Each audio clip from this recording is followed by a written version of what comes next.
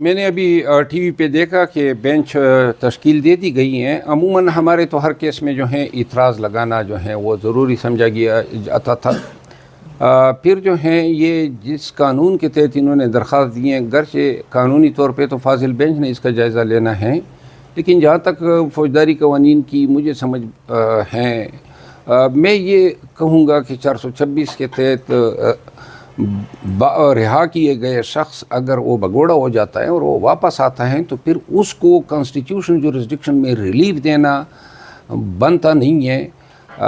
دیکھتے ہیں کہ عدالت جو ہیں اس پہ کیا فیصلہ کرتی ہے، لیکن میں پہلے سے کہتا آیا ہوں کہ عوام پاکستان کو عمران خان کے کیسز میں اور نواز شریف کے کیسز میں اب دونوں کو بغور جائزہ لینا چاہیے کہ کیا یہ دونوں کے ساتھ بالکل ایک جیسی ٹریٹمنٹ ہو رہی ہے یا کوئی تفریق ہو رہی ہے. بتائیے گا کہ کیا عمران خان کی جو ضمانت ہے اس کے ساتھ مشروط کی جائے گی؟ آج ضمانت کی ان کی درخواست کے اوپر فیصلہ آ سکتا ہے، ان کی بھی ضمانت ہو جائے اور نواز شریف کی حفاظتی ضمانت بھی منظور ہو جائے، تو یہ بیلنس کرنے کا کوئی طریقہ ہے؟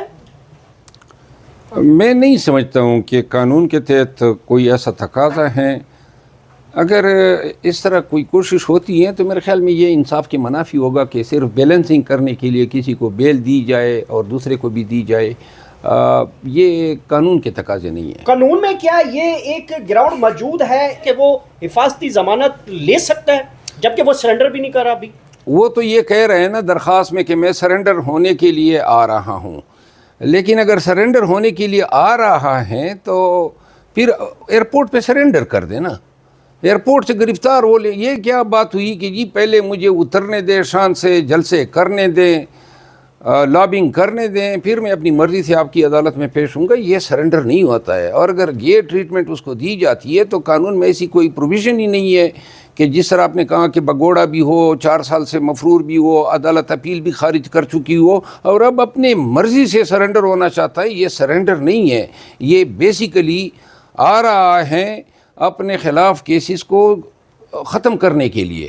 اور ہم جو ہیں بنظر عمیق ان تمام عدالتی پروسیڈنگ کا جائزہ لیں گے اور انشاءاللہ جہاں پہ بھی یہ ہمیں نظر آتا ہے کہ کوئی قانون کے منافی کوئی کام ہوتا ہے تو ہم عوام کے ساتھ شیئر. پاکستان میں رول آف لا تو یہی چیز ہے کہ سب کو ایکول ٹریٹمنٹ دو، کسی کے ساتھ زیادتی نہ کرو، کسی کے ساتھ فیور نہ کرو.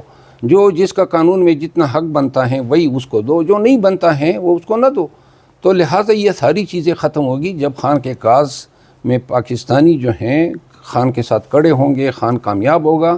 انشاءاللہ ایسا ہی نظام آئے گا جہاں پہ کوئی دور معیار نہیں ہوں گے. اچھا سر بتائیے گا کہ اگر حفاظتی ضمانت نہیں ہوتی، آپ ماہر قانون ہے، یہ ناظرین کو بھی بتائیے گا، اگر حفاظتی ضمانت نہیں ہوتی، کوئی اعتراض لگتا ہے تو کیا نواز شریف تو واپس آئیں گے؟ اگر آئیں گے اس کے باوجود بھی، کیونکہ میری لیگل ٹیم سے آج بھی ان کا بھی انٹرویو میں نے کیا اور میں نے کہا ہے کہ اگر آپ کی حفاظتی ضمانت نہیں ہوتی تو پھر نواز شریف آئیں گے تو کیا واقعتاً کو گرفتار کر لیا جائے گا قانون کے مطابق؟ اگر حفاظتی ضمانت نہیں ہوتی ہیں تو لازماً گرفتار ہوگا، کیونکہ یہ مطلوب ہے. یہ مطلوب ہے. اچھا سر یہ بتائیے گا کہ اگر یہ حفاظتی ضمانت ہو جاتی ہے کتنے دن کی ہوگی؟ یہ تو ابھی جو کیس ہوگا اس کے بعد ہی پتہ چلے گا. کیا نواز شریف اب اس حفاظتی ضمانت جتنے اس کے اوپر ریلیف ہیں وہ تو آلریڈی لے چکے ہیں، تو کیا نواز شریف ان تمام تر پہلوؤں سے نکل کے گرفتار ہوں گے یا ایک بڑا ریلیف لینے میں کامیاب ہوں گے؟ ڈیپینڈ کرتا ہے کہ عدالت کس طرح کی ٹریٹمنٹ دیتی ہے. عدالت فیصلہ کرتی ہوئی ان تمام چیزوں کو ملحوظ خاطر رکھے گی.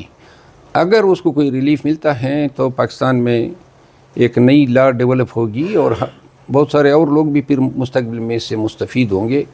ہمیں امید ہے کہ بینچ جو ہیں، ہم یہ توقع رکھتے ہیں کہ بینچ قانون کے مطابق فیصلہ کرے گی اور نواز شریف نے اگر یہ 3-4 دن کے لیے کوئی پروٹیکشن لے بھی لیتا ہے، جیل اس نے ضرور جانا ہے. اچھا سر بتائیے گا کہ کیا اس سارے سسٹم کو، آپ بھی سیاسی بھی ہو چکے ہیں، وکیل بھی ہیں، جج بھی رہ چکے ہیں، اس سارے سسٹم میں نواز شریف کے کیس کے اوپر کیا کوئی بڑا پرینک ہونے والا ہے؟